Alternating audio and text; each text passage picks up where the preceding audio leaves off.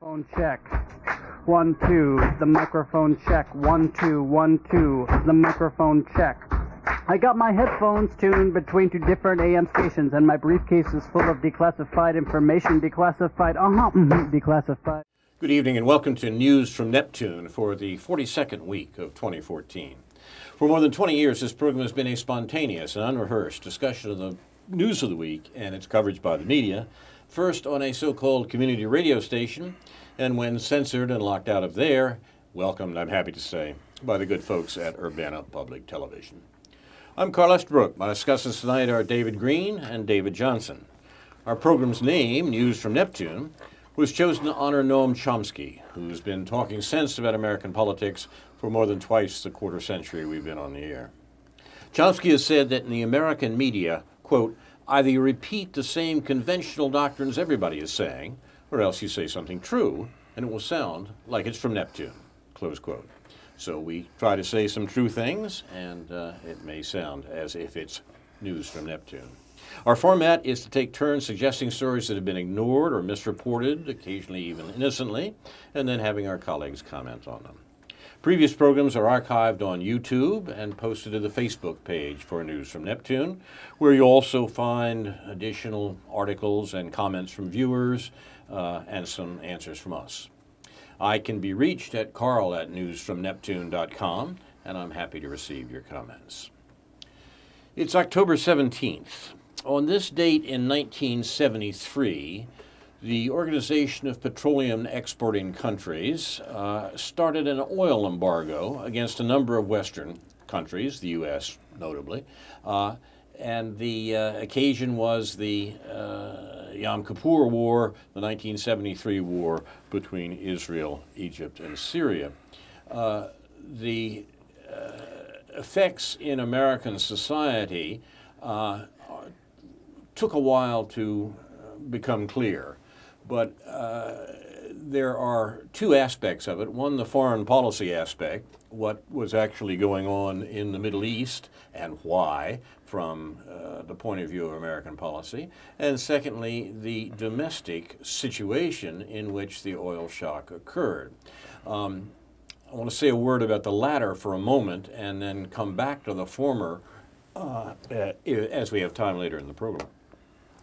We've stressed on this program recently that the way to understand recent American politics is to recognize that there has been 40 years of neoliberalism in American society, to the extent that both political parties, both major political parties, are now in fact neoliberal parties, that the distinctions between them are lessened, and both are substantially to the right of where they were 40 years ago as a result of neoliberalism, a word that was not even in most Americans' political vocabulary until very recently, whereas the thing itself has been around, as I say, for a good 40 years. What neoliberalism was a counterattack of American business against, quote, the 60s, close quote. The 60s represented a number of things in American society, and that's why they have to be universally condemned by all sides in contemporary political parlance, the excesses of the 60s. But what the 60s actually represented was a democratization of American society. This was nowhere better pointed out than by one of the first and most important works of neoliberalism, the 1976 book called The Crisis of Democracy, produced by the Trilateral Commission. The crisis of democracy, from the point of view of this business-friendly group that produced it, the crisis was that there was too much democracy growing around, and we've got to do something to roll it back. The 60s had produced a democratic enthusiasm in American society, not just in terms of opposition to the Vietnam War, but in terms of a critique of American society in general. That was what was under attack by the neoliberal revival of American business in the 1970s. The high water mark of the 60s was, remarkably enough, the most liberal American administration since World War II, that is the administration of Richard Nixon. Now, this was not owing to Mr. Nixon's personal qualities. It was owing to the political situation that forced the Nixon administration to carry on the democratization theme of the 60s because of popular demand. The high point of that was the Nixon administration proposal for a negative income tax, indeed a guaranteed annual income. Defeated finally by Democrats, but nevertheless a statement of social progress that has, of course, never been equaled in American society since. Neoliberalism as a business strategy was an attack on social supports like Social Security, welfare, the social supports that had grown out of the New Deal and the post-World War situation, and a demand for the deregulation of business, an end to government aid to people, and an increase of government aid to business. Neoliberalism worked remarkably well. If you look at the figures on income and wealth in America, we see over the last 40 years an accelerating increase in inequality. The United States as a society was probably at its most equal, as these things are measured by the economists, in the late 60s and early 70s. Since then, the reverse has been striking. And this isn't an accident. This is a result of the neoliberal program. Neoliberalism includes support for American investment abroad, like NAFTA, a reduction of government support for labor, and an increase of government support for capital. The result is the vast and accelerating increase in inequality since the 1970s, and the political result is that the Democratic Party, for example, is now further right than moderate Republicans were 40 years ago. So it's in this context that both the domestic and foreign policy that grew out of the crisis of the early 70s needs to be examined. And I'll come back to this later. I have quite a remarkable article from our mentor, Noam Chomsky, an interview he did in 1977 that laid out the domestic support for a foreign policy that's amazing in its prescience. As an understanding of what we have been living through in these recent years, and I'll talk about that a little later if we get a chance. You're watching News from Neptune, the oil shock edition, and we'll begin with. I want to ask David Johnson about a couple of upcoming programs that he has, both here on UPTV and on WEFT radio. Yes, Carl. This Saturday from 11 a.m. to noon on the World Labor Hour on WFT 90.1 FM and webcast live worldwide at WEFT.org. We're having two people call in from Detroit, Michigan. One is a rank-and-file auto worker and the other one a public school teacher who are running for public office. The rank-and-file auto worker is running for U.S. Congress, and the teacher is running for the school board. Both of them, they're not running as Democrats. They're running on a workers' fight party, basically. The reason they're doing that is because they've become totally disenfranchised with the Democratic Party in Michigan, as well as the Republicans, of course. And if you haven't been watching the news, it seems like Naomi Klein's shock doctrine is being very much used in the state of Michigan, in the city of Detroit especially. So you may want to tune in to check that out. Also here on Urbana Public Television on this Sunday and every Sunday from 4 to 5 p.m. is Labor's Worldview TV. And we're going to be having on a future program here in the next couple of weeks, Stephen Salida, who was a professor who was hired as a professor at the U of I, and then whose contract was canceled last minute because of his personal views on the conflict in the Middle East, in particular comments about the government of Israel. So here, this is not just a foreign policy issue, but it's a labor issue in the sense of the way the university treated him, basically firing him for his own personal beliefs. And I've been in that boat before myself, which I really don't want to go into, but I know how it feels to be basically retaliated against just for your own personal views. So stay tuned for that. Thank you, David. David Johnson, David Green, you have been writing letters to the newspapers once again. Well, yeah, that's nothing new. Let me play off of what David Johnson just said about Stephen Saleta.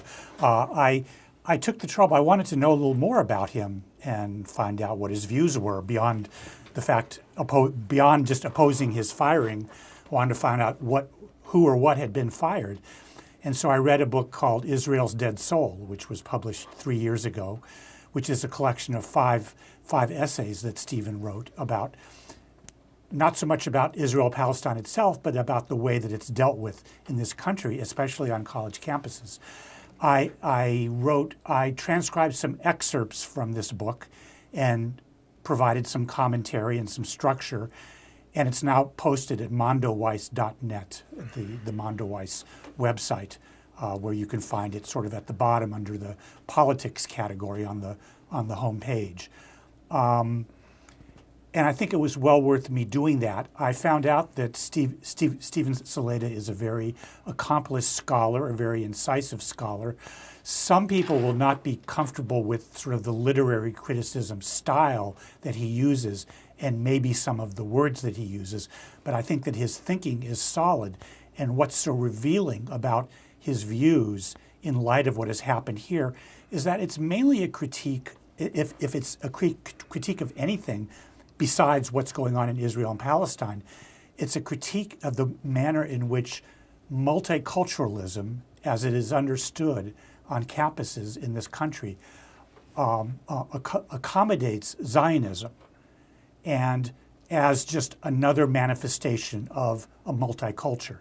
And I think his criticism of this is quite apt. His criticism of multiculturalism, along with its attendant all the words that we've seen thrown around the last couple of months, diversity, respect, and so forth.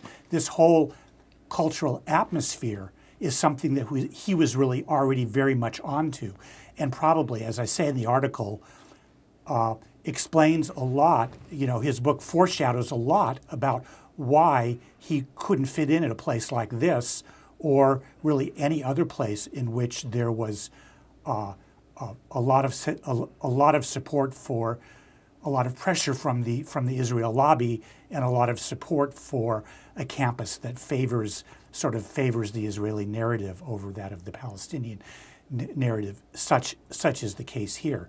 So I obtained the book Israel's Dead Soul through the university library. I assume there's other ways of obtaining it also, whether free or otherwise. It's not a long book, but it's well worth reading for those who want to know a little more about this man and how important his ideas would have been on this campus.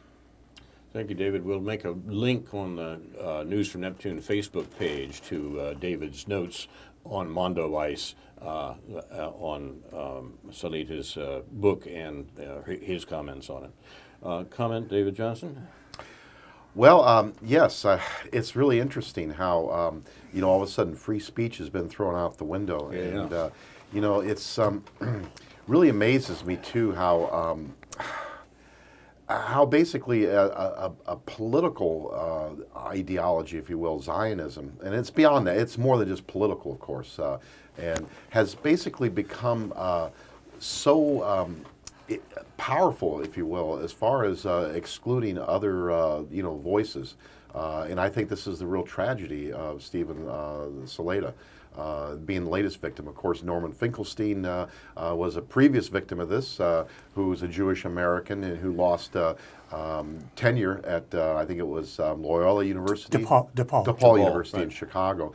And has been basically having a difficult time being hired anywhere else. Luckily, he's able to make a living off of his book sales, of which he does a remarkable job of documenting what upset people, basically.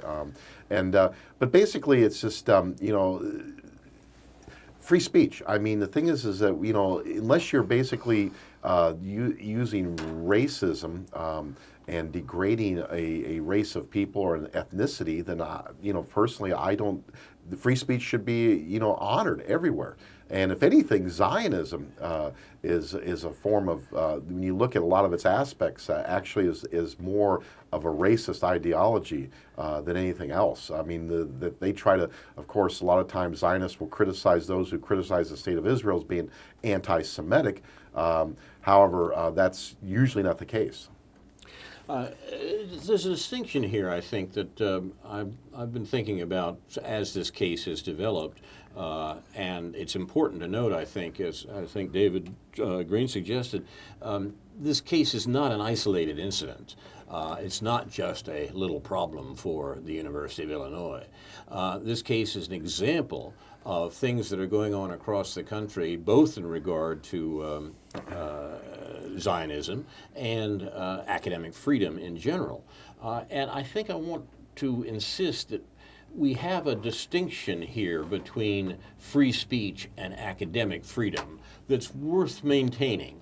It's worth maintaining, first of all, because the history of free speech in 20th century America has a lot of roadblocks. The famous remark about not shouting fire in a crowded theater actually came from a court decision that upheld the conviction of Americans who were criticizing Mr. Wilson's war, the entrance of the United States into the First World War.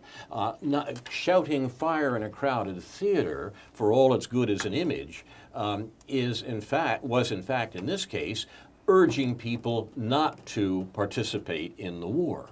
That was considered as unprotected free speech because it was shouting fire in a crowded theater. That's what the Supreme Court, Oliver Wendell Holmes Jr., held. It was a clear violation, we can see now, of any notion of free speech. Not to be able to criticize a war that your government is undertaking on the grounds that to do so is a violation of, in other words, not to defend your right to criticize your government's action. To have that not be protected under the First Amendment is outrageous. But there's further problems, many more, about free speech in the last century in America.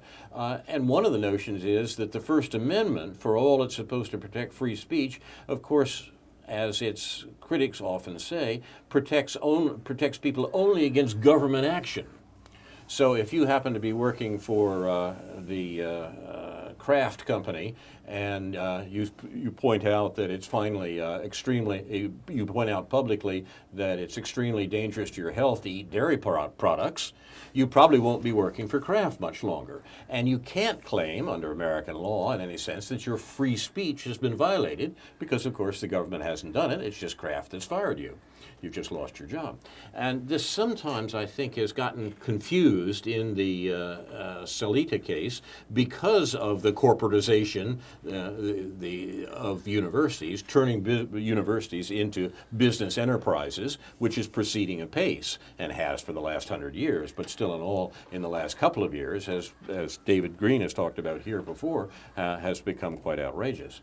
Academic freedom is broader than free speech in American law.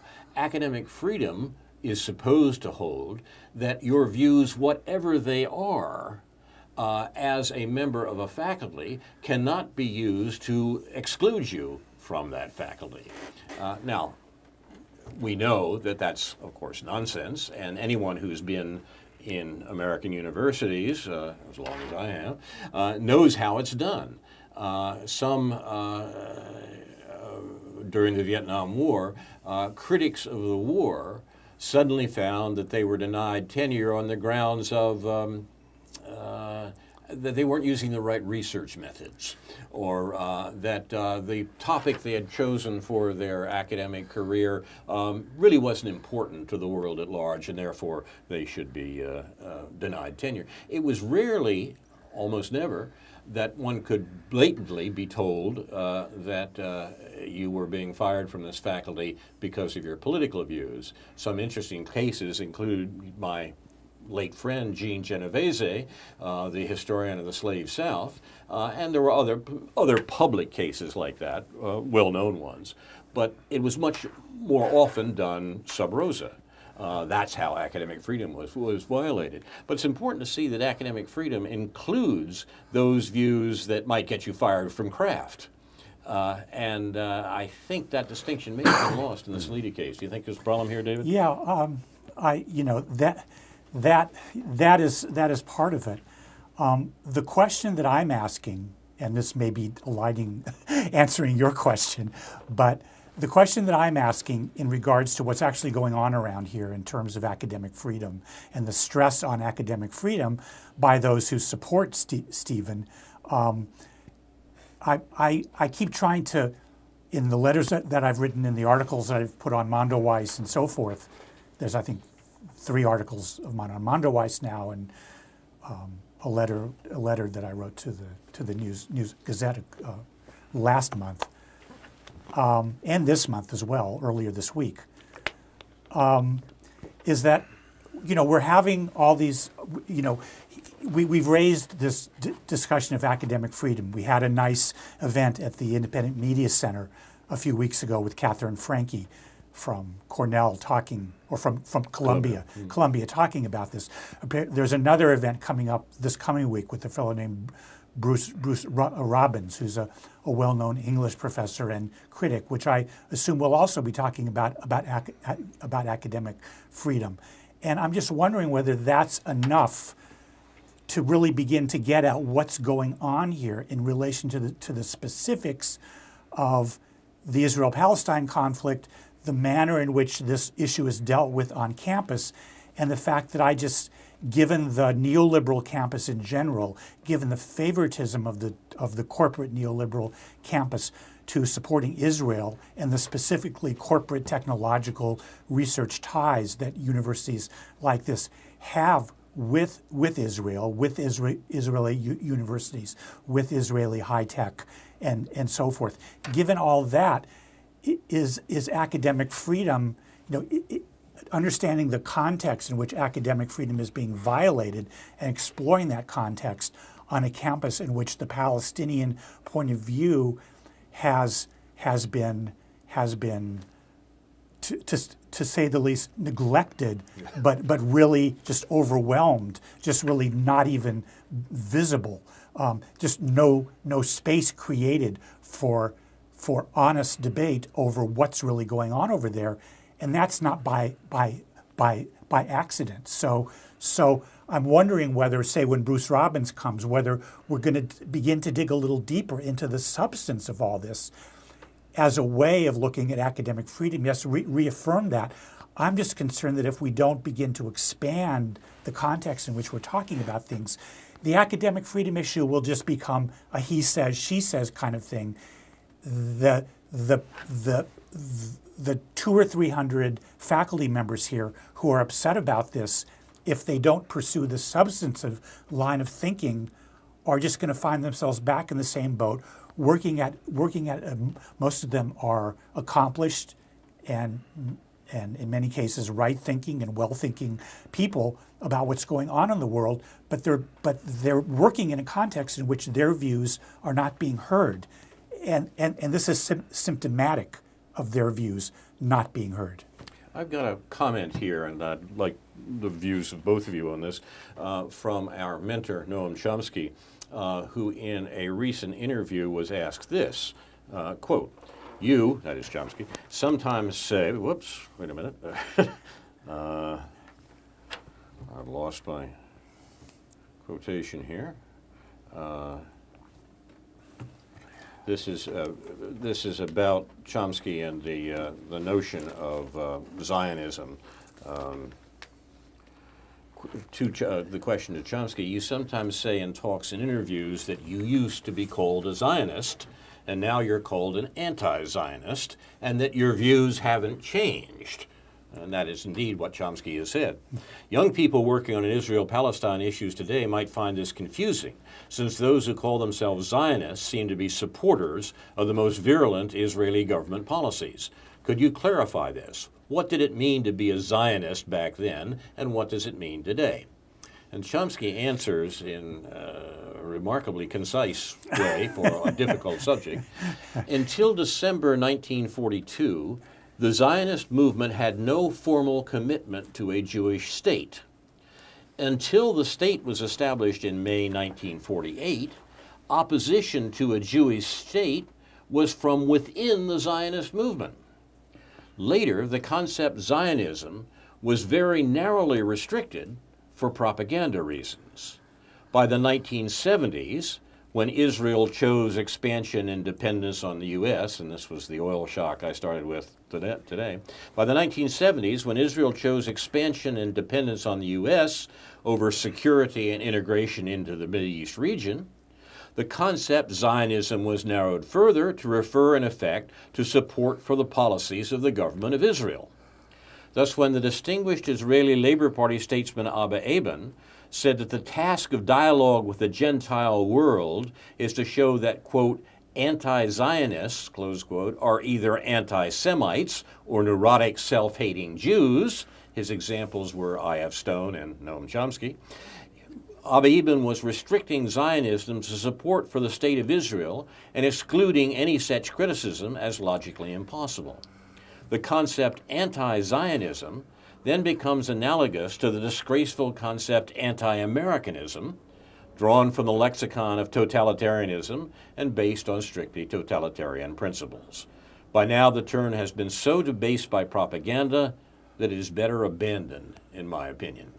So Zionism, debased by propaganda, should simply be done away with. And actually, I must say that even for critics of what now passes for Zionism, at least in an American context, it's sometimes maybe worthwhile to avoid the term and to talk about support for the particular policies of the State of Israel or support for the American government support for those policies. The policies could not take effect without our own government support. So when we talk about Zionism, there's a danger, maybe that's what you were alluding to, David, of slipping into certain notions of multiculturalism that are indefensible in themselves, but become then a defense of the worst excesses of the policies of the State of Israel and of the United States of America. Carl, David, you got to take on that? Can I have a take yes, on David, that? sorry, Okay. David J. as opposed to David G. Okay. Yes. Good friend of mine named John Ryman, who is a retired carpenter, lives in California. I've known and talked to John. Yes, he's Jewish American, and anyway, he wrote a book called Israeli Apartheid State, in which he basically goes into a history of Zionism. And he mentions that prior to the 1930s and 40s, actually more the 1940s, that Zionism was not really widely accepted in the Jewish community worldwide. And then it wasn't until after the Holocaust that it became more common for Jewish people worldwide to consider themselves Zionists. And now, but when you use Zionism in that context, David, what you mean is simply Jews from various parts of the world moving to the Middle East with the notion that this is the ancestral homeland of Jews as a people, right? Yes, but in his book he documents how in the very earliest years, basically immediately after the Second World War, even a little bit before, but especially immediately after, there was a policy of ethnic cleansing. I mean, there was the Stern Gang, which Menachem Begin, who was a prime minister of Israel back in the 70s, was a member of, which was a terrorist organization that actually blew up the King David Hotel in Jerusalem, killing hundreds of people when it was still under British mandate. So, in his book, he makes the case that it was always a very racist sort of ideology. Now, that doesn't mean that everybody accepted that. It's just that that's how it was practiced, and there was a lot of very good people that thought Zionism was something else, but this is the case he makes anyway. But yeah, I think what Chomsky's pointing out is to avoid a kind of essentialist, concrete meaning to a word that becomes ideological in certain contexts. There's no doubt that Zionism, as it's been associated with the State of Israel and the state policies of Israel, has become an ideology, and a racist one at that, that evolved over the period of time that we've been talking about here, from the 1930s, especially in the 1960s, and it's gotten stronger ever since. And so everybody thinks they know what they're talking about. Right. But the Zionists, I mean, ideologies, when a word becomes identified with an ideology and assumes a particular meaning, and particularly when it assumes a racist meaning, it doesn't have a life of its own. It doesn't just, sort of get mixed up with people the way they think and then they keep thinking that way. It's always because there's struggle involved, there's dominance involved, there's geopolitics involved. And as Israel has evolved as a state and as a U.S. ally, the ideology of Zionism has legs and has a life of its own within the context of American dominance of that region. So you can never separate all those things out. It's about geopolitics, it's about oil, it's about Israel dominating the Palestinians as a kind of a quid pro quo in terms of its relationship with, what Chomsky calls the stationary aircraft carrier in the Middle East. It's all these things that the ideology supports all these things, but without all these things, the Zionism would just go back to being a word that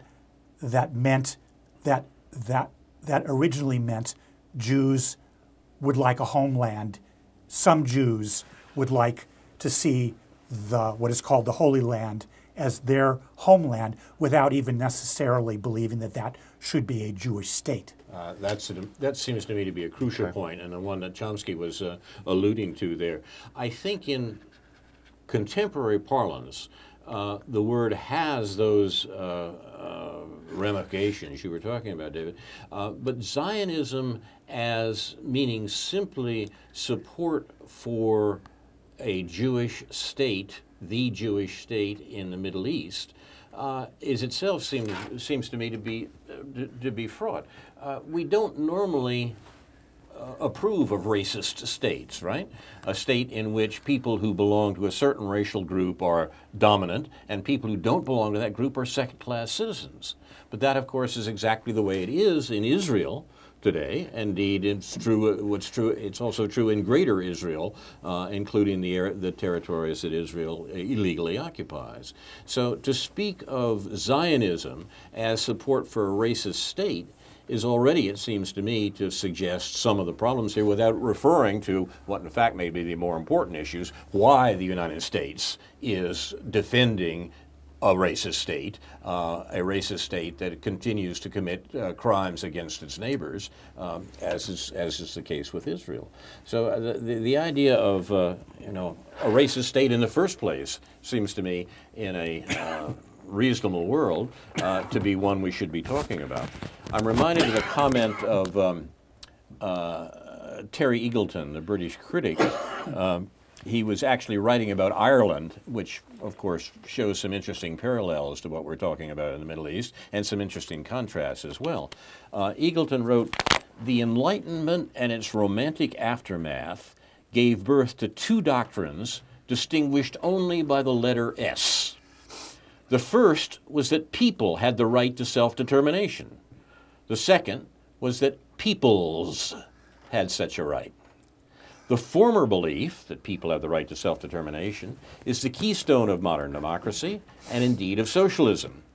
The second is a piece of romantic mystification, a fact that has not prevented a good many on the political left from endorsing it, nor has its philosophical basis been much examined in the standard literature on nationalism."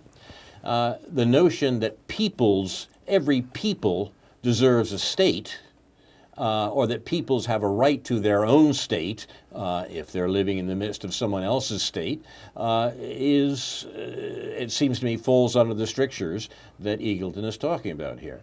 And I must admit, I'm just back from a very interesting example of looking at that like a series of Russian dolls, one inside the other. I was out in the Four Corners area of the Southwest on the Hopi Reservation, which is completely surrounded by a much larger Navajo reservation. There are about 20,000 Hopis in the world and about 300,000 Navajos. And the Navajo reservation surrounding the Hopi reservation, if it were a state of the United States, would be the 13th largest state in the country. It's a lot of land. Now, of course, the land is desert. There's no accident that the Native Americans had been given that bit of land as the reservation. But the whole notion of whose land this is, why they should have a land, what it means that a people have a land, is brought up in a way of interesting contrasts. While I was on the Navajo reservation, the U.S. government announced the settlement of a lawsuit that goes back more than a generation about the fact that the Clinton administration essentially stole about $1 billion from the Navajo reservation, and the U.S. government is finally grudgingly giving about a half of it back. The situation of nationalism and of the rights of peoples were brought up in a new and interesting way, new to me, and an interesting way in the Southwest. But it seems to me that when we talk about Zionism, we need to make some of these distinctions. We need to begin to say what we mean, and we need to put it back in the context that David Green is talking about. That is the context of international politics and killing people, which our president has told us he's particularly good at, because that has to do with the support that the United States gives to Israel and the crimes that Israel commits, which would be impossible without that support. Comments, gentlemen? Yeah, well, I would just footnote some of these comments by saying that Chomsky did a talk in the UN General Assembly building earlier this week, which you can watch on YouTube. It wasn't a regular session of the General Assembly, but it was some event which he's introduced by Amy Goodman and gives about a half-hour to 45-minute lecture, and then answers questions, including responding to comments by the Palestinian ambassador or representative of the Palestinian Authority. And it was quite an informative event. There was a little bit of a glitch in the YouTube where we didn't get to see the last 2 or 3 minutes of it for some reason, right when Chomsky was in the middle of discussing why it is the British Empire has so much trouble. Why, he was referring to an example of how people deal with their history and their genocidal histories. And one example he referred to beyond our own country and beyond Israel was he said that apparently in Britain there's discussions about how to deal with the fact that the British Empire had genocidal aspects to it, and whether that they could actually 400 or 500 years after the fact begin to talk about these things. So in usual Chomskyan fashion, he really raises the general issue of how difficult it is for anybody, any individual, any country, any people to look in the mirror and really evaluate themselves honestly, even when it comes to things that happen historically that people in the present time don't even have to take responsibility for in a concrete sense. You're watching News from Neptune. We have a great deal on our plate here, and I know that David Johnson wants to talk for a moment about Cornel West. Yes, indeed, Carl. I think you had an excellent lead in at the beginning of the show when you were talking about, what neoliberalism is, what we've been suffering under for the last 30 to 40 years. And it's interesting, if you look at American history, from the very beginning, even before the American Revolution, this country was pretty much built on, I'm sorry to say, genocide and slave labor. And that slave labor not only included African slaves, it also included European indentured servants, mostly Irish. Yep. And what's interesting is that when the American Revolution came along, of course, there's a lot of debate, especially from people on the left, that the Declaration of Independence and the Bill of Rights and all this was basically done by a bunch of rich white slaveholders. And there is truth to that. But on the other hand, at the time, if you go back and look at its historical context, it was a very remarkable thing in the sense of this, revolt against monarchy and empire, and that this had an influence on later revolutions, the Haitian Revolution, the French Revolution, and other revolutions, that helped advance, the well-being and improve the lives of people worldwide. But even when this country began, there was always a conflict.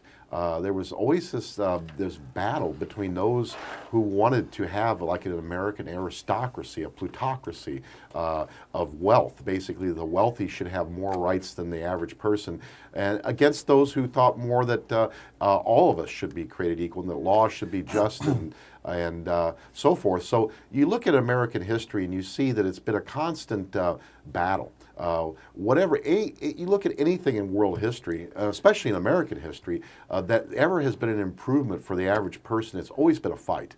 The people in power have never, out of the goodness of their heart, given us anything. We've had to struggle for it. We had to organize for it. We've had to, sometimes people were killed because of it. And I think this leads up to this period Carl was talking about in the 1960s in particular. The corporations in this country, the very wealthy, were still very unhappy about the great progress that working people made in the 1930s. Yep. And that was because of the fact that, for instance, in 1934, in the midst of the Depression, you had a situation where there was 3 general strikes in 3 major cities in this country: San Francisco, Minneapolis, and Toledo, Ohio. At the same time, you had a rash of rural bank robberies going on, in which the people who lived in these rural areas, primarily in the Midwest, considered the bank robbers heroes because of what the banks had done as far as foreclosing on their lands and stuff. And you had that going on. Plus, you had textile strikes in the South and labor strikes all over the place. And the people had been devastated by the Great Depression, and they fought back, and they won. A lot of things we still have to this day that are being threatened, of course. Social Security, unemployment insurance, workman's comp, the 40-hour work week, the weekend, basically. And later on, Medicare, Medicaid. Well, the 60s, in addition to that, then comes along the 1960s when there was the student uprising against the Vietnam War occurred. And before that and during that period, the struggle for civil rights in this country. And I think one figure out of the civil rights area, Martin Luther King, is the most well-known, is talked about in this new book by Cornel West called Black Prophetic Fire. And I just wanted to read a little excerpt from it because I think it fits in very well with what Carl sort of has talked about with the advent of neoliberalism, which basically I like to term the Empire Strikes Back, which kind of started with the Powell Memo of 1971, yes, exactly. In which this Powell later became the Supreme Court justice, talked about how democracy is just getting out of hand, and that right. the entire American economic system was under threat. Basically, what he was talking about when he said the American economic system was under threat was crony capitalism and the privilege of wealthy elites. But anyway, this from Cornel West's book, he talks about Martin Luther King, and this is what's interesting is this is very relevant today. It says, one of the great prophetic voices of the 20th century, Rabbi Abraham Joshua Heschel, said that the future of America depends on the American response to the legacy of Martin Luther King Jr. Martin himself has said that the major issues in the America that he would soon die in, what he called a, quote, sick country, were militarism, materialism, racism, and poverty. Those 4 for him were going to be the fundamental challenges. And I think it's prophetic in the sense when he took the look at the role of the military-industrial complex, the role of the Pentagon, the share of the national budget, the ways in which militarism has been routinized and institutionalized and recently outsourced, then the materialism, which is really very much tied to corporate media in the various ways in which it produces its weapons of mass distraction that try to pacify and to render the citizens sleepwalking by means of stimulation and titillation. Then when you look at racism beginning with the new Jim Crow that Michelle Alexander talks about, with the prison industrial complex and ways in which legacies of white supremacy are still very much operative, even though in some ways more covert than before. And then the last one, poverty, which is very much tied to the Wall Street oligarch and plutocratic complex. So when you think about the military-industrial complex, the corporate media multiplex, the prison industrial complex, and the Wall Street oligarchic and plutocratic complex, Those four complexes have really squeezed most of the juices or sucked most of the life out of the democratic experiment. And this was what Martin Luther King was talking about. And I think this really sounds true today because, frankly, when Martin Luther King gave his Beyond Vietnam Riverside speech in 1967, talking about these four evils, militarism, materialism, poverty, and racism, what's really eerie is when you listen to that speech, especially, or read it, it's just as relevant today as it was in 1967. And that's the frightening part. We haven't advanced. We started to advance in the 60s and the 70s, but then again, as I said, the empire struck back, and things have gotten worse. I mean, things that were considered once sacred, that were untouchable, like Social Security, Medicare, are now being attacked and undermined by a Democratic president and a Democratic Congress in addition to the Republicans. So I think this is what we need to keep in mind, that just as we are starting to make progress, that we have been living now in a 30 to 40 year decline, and if we don't reverse this, I'm just really frightened about what the future is going to hold, especially for young people in this country. Comment, David? Well, I think that it's clear than ever that capitalism is the issue, capitalism is the problem, that we need to unashamedly critique and reject what Noam Chomsky calls really existing capitalism, wrecked, really existing capitalist democracy, because it isn't democratic. So on the one hand, the fundamental question is... Not even capitalist. Pardon? I say it's not even capitalist. Yeah, it's not even capitalist, not in the sense that not in the sense that Adam Smith would have had it, or even 19th century robber barons would have had it. But the point is to understand how this system works, to have a kind of a guidebook to understanding how this modern capitalist system has evolved over the last 200 years, rooted in the kind of pre-modern capitalist system, that the advent of which was about the time that Europeans came to be this country. But in any event, the stripping capitalism bare of its profit motive, and that it's completely driven by a profit motive, and this has to be, by the very nature of the system, beneficial to a small minority within the system. Not only that, it has to be oppressive of labor and denying the basic human rights of labor. Not only that, it has to, by its very nature, be oppressive to the environment and strip the environment of its integrity and pollute the environment and then bring about something like climate change. This is the DNA of capitalism. This is the DNA of profit, of what Marx called surplus value, or surplus value and exchange value rather than use value. These things need to be understood at very fundamental levels on the one hand, but they also need to be understood how they are played out in the context of the politics of this country and the manner in which the state enforces the social relations of capitalism, and how that deprives the citizenry of their rights to govern themselves. So there's two major questions, as there always are: capitalism and democracy. It's only democracy, the only genuine democratic processes that can really begin to challenge the way capitalism works. Mr. Green, given where Mr. Johnson began, to avoid the David problem, with the American Revolution, I rather thought you might want to mention the work you've mentioned here before, the historian Gerald Horne, who's written. Yes, you want to say something about that? No. Well, did you want to? No, when David started with that, I thought that we would hear about Gerald Horne. Work like Gerald Horne's, which really explores the relationship between liberal and democratic values and racism and slavery. That these things that not just the institutions were dependent on each other, but the notion of liberty almost depends on a notion of slavery. And this is what also Greg Grandin pointed out in his book about Herman Melville's, about the real incident based, which one of Herman Melville's novels is related to. We have all Gerald Horne has written about this in terms of the American Revolution being a revolution against the prospect of the British ending slavery in the colonies. So you have that aspect of it, and the other people that I would really recommend in terms of understanding race, and I know Carl, you've mentioned this before, the book called Racecraft by Barbara and Karen Fields. There's a really important. It's a collection of various essays over a period of many years.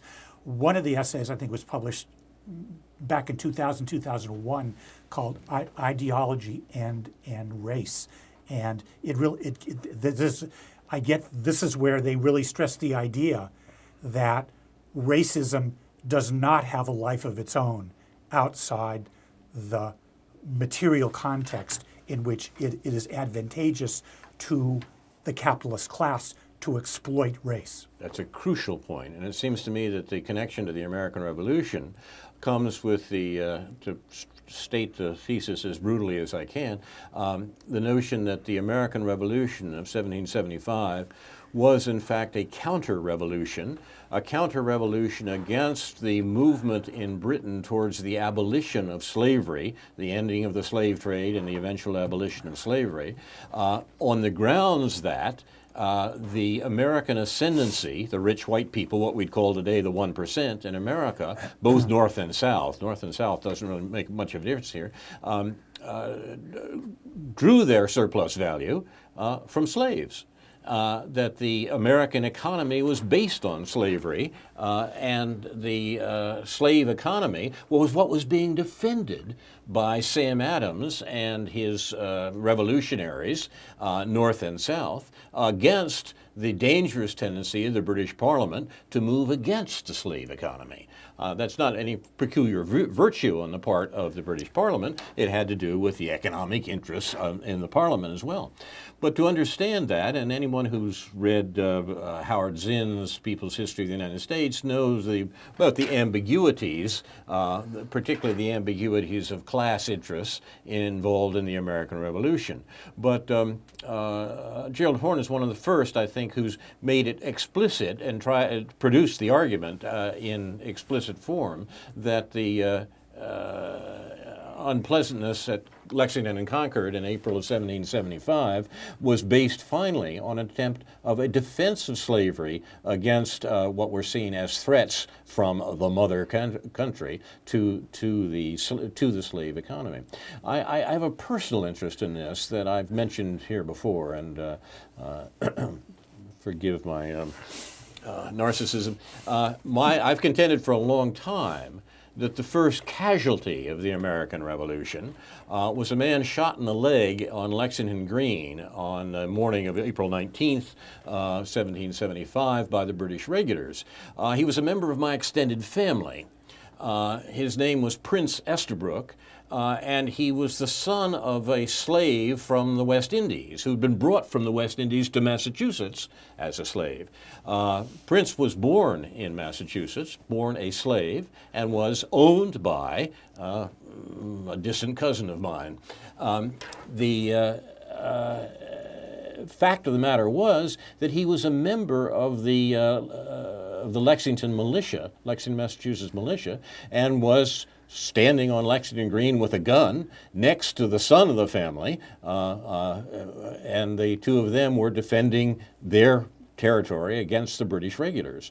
But the subject is fraught, as we might say. There are a lot of complications there, and I think Gerald Horne's recent book is important as we begin to understand our mythology. I would like to extend the understanding of our mythology to deconstructing the mythology of the Civil War sometimes, and it seems to me we're not going to get very far in terms of understanding the present state of the American empire, as David was saying, if we don't understand something about its foundational myths. And that's what the American Revolution and the Civil War are right now, I think, insofar as they're in the popular consciousness at all. You're watching news from Neptune. we have a few minutes left.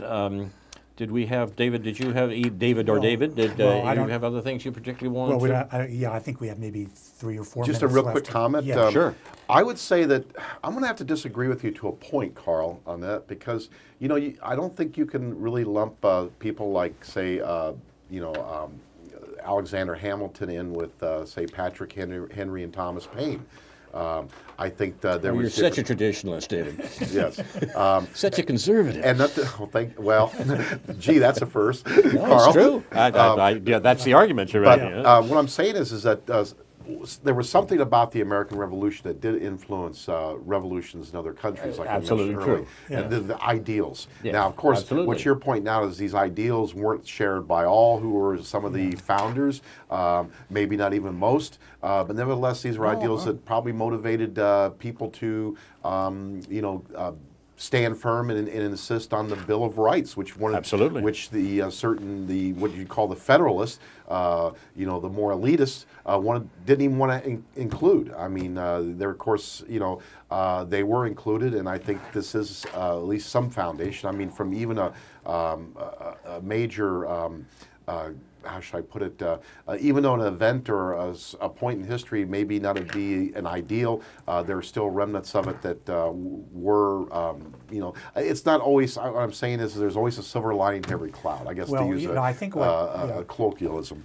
I think one of the ways to frame it would be the way Chomsky might frame it, in terms of evoking the libertarian ideology, genuinely libertarian and liberal ideologies of the 18th century, which he points to in his work on anarchism and so forth, and Wilhelm von Humboldt as having ideas that were sound and good, but could not withstand the capitalist onslaught, the onslaught of social class relations and industrial capitalism as those have played out over the past 250 years. So there is a legacy there that should be reclaimed in modern ways, given the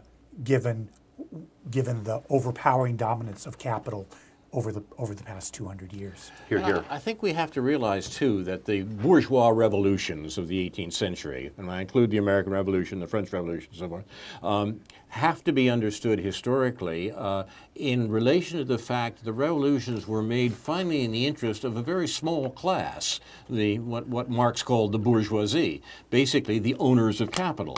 And the revolution, the owners of capital are always too small a group, so to speak, to dominate society by themselves. They need allies. How do they get allies? By couching their demands in general terms, in terms that refer to the rights of man, in terms that refer to the whole community's democratic procedures and so forth.